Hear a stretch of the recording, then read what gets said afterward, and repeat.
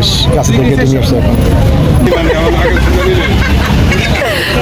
যদি এটা গরু হতো তাহলে তুমি তো আজকে রেড কালার টি শার্ট পরে আসছি, পানির সাথে মিলায় না, মুছে নিলেই হবে। চিৎকার করছে এই যে, খুব কালারফুল লাগতেছে বুঝছো। কুমড়ো ফুল 20 টাকা কেজি।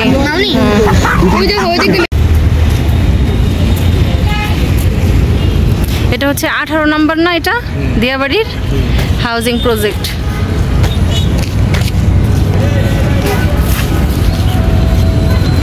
এগুলো হচ্ছে এই দিয়াবাড়ি এলাকার ভিতরে না। আর বাজার হচ্ছে এগুলো কোন পাশে বসে? ও আচ্ছা, এই যে এটা রাস্তার উপরে যে বাজার।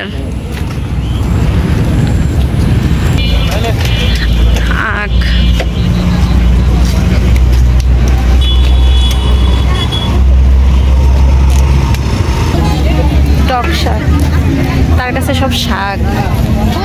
কত বড় প্লেন, এই শাক কত করে আটি? আর লাল শাক জোড়া 50। তাহলে তো এখানে দাম একটু কমই আমাদের ওখান থেকে। খুব কালারফুল লাগতেছে বুঝছো। এগুলো কি ইন্ডিয়ান গাজরগুলা? হ্যাঁ হ্যাঁ। কুমড়ো ফুল তো নিয়ে রাখা যাবে না বুঝছো, নাহলে তো নিয়ে যাওয়া যেত। কুমড়ো ফুল তো ওখানে তো পাওয়া যায় না আমাদের ওখানে। কুমড়ো ফুল কার কত করে? কুমড়ো ফুল 20 টাকা। এক আটিতে কয়টা? 5টা করে? 10টা করে, 109টা করে। 100 টাকা কেজি। 100 টাকা কেজি, একদম ফ্রেশ গাছ থেকে নিয়ে আসছে এখন। কত হয়েছে? রংগুলো তো দেখতেও সুন্দর লাগতেছে।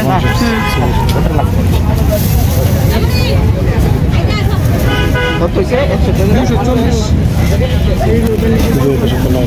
240।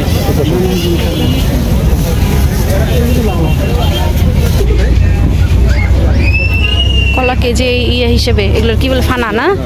না, এগুলো ডজন। ও ডজন হিসেবে। ওইটা একটু এখানে ধরুন একটু ভিডিও করি আমরা। ওইটা হ্যাঁ।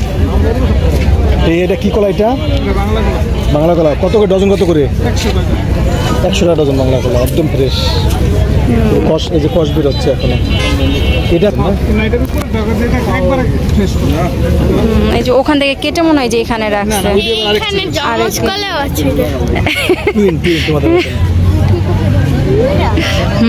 এই যে এখানে হাঁসের ডিম কত করে? হাঁসের ডিম 80 টাকা হালি। 80 টাকা হালি। এই যে পেয়ারা, দেশি পেয়ারা কত বেশি করছেন? পেয়ারা কত? প্রতিদিন বিকেলেই বসে মনে হয় এখানে না? সাজনাও আছে, হ্যাঁ একদম দেশি। যে 5 মিশালি শাকও আছে দেখা যায়। কি সাজনা শাক এটা।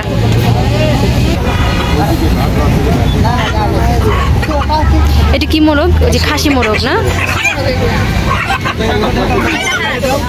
কত করে বলছে? এটা কত করে?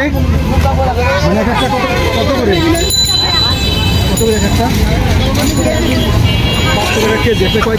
500 টাকা কেজি। ওই দেখো, ওই দিকে মেট্রো রেল যাচ্ছে। ওই যে দেখো, ওই দিকে জানা মেখে দিল। ও সামনে হলো পঞ্চবটি। পঞ্চবটি যে মিরপুর থেকে আসার সময় যে পঞ্চবটি না স্টপেজ।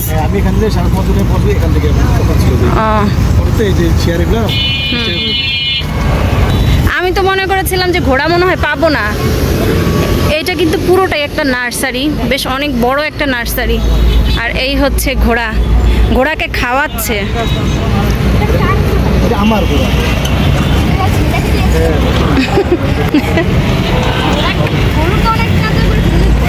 সাফওয়ান, যদি এটা গরু হতো তাহলে তুমি তো আজকে রেড কালার টি শার্ট পরে আসছিলা, পারতা?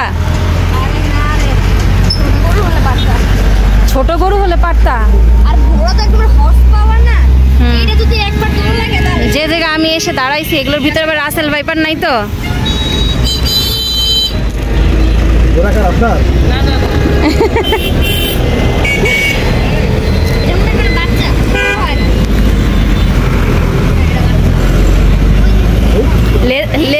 দিচ্ছে। এই কি করে এটা এটা রানওয়ে তো যাচ্ছে হ্যাঁ ইয়ে হয়ে গেল তো। হ্যাঁ যাবে। এই না এটা তো এমিরেটস লেখা। সাইড হও বাবা, সাইড হও। এমিরেটস লেখা ছিল। হ্যাঁ প্লেন চলে গেল না। দুবাই এয়ারলাইন্স তাহলে। Dubai Emirates. ওই এটা শ্যাম্পু দিয়ে কি করতে বলছেন? এটা কইছেন ও শ্যাম্পু কি পানির সাথে মিলায় না, মুছে নিলেই হবে।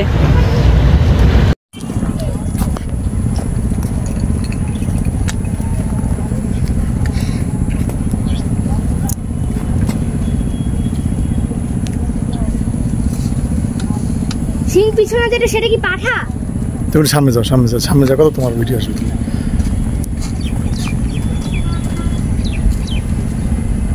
পাঠা কি বাংলাদেশি নাকি বিদেশি? বাংলাদেশি। এটা বাংলাদেশি পাঠা। তাই তো এত বড় না কেন?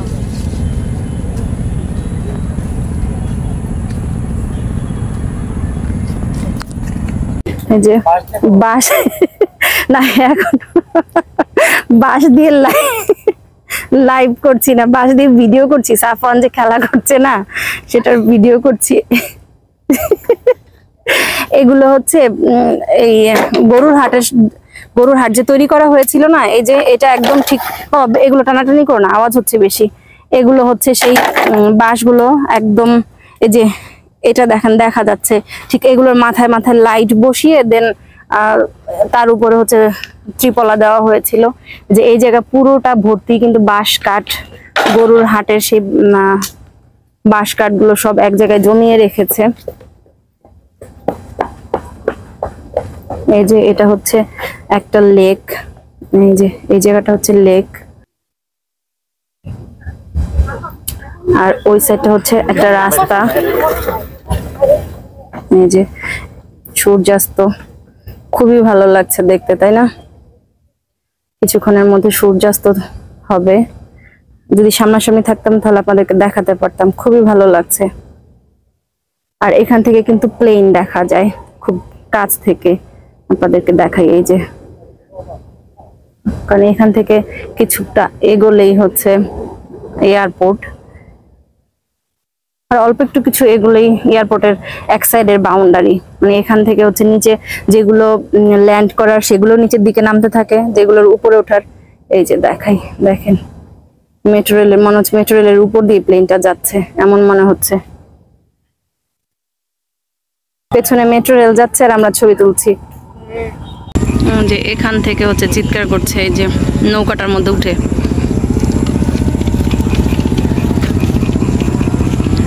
উঠতেও ইচ্ছে করে, ভয়ও পায়, তারপরে চিৎকার করতে থাকে।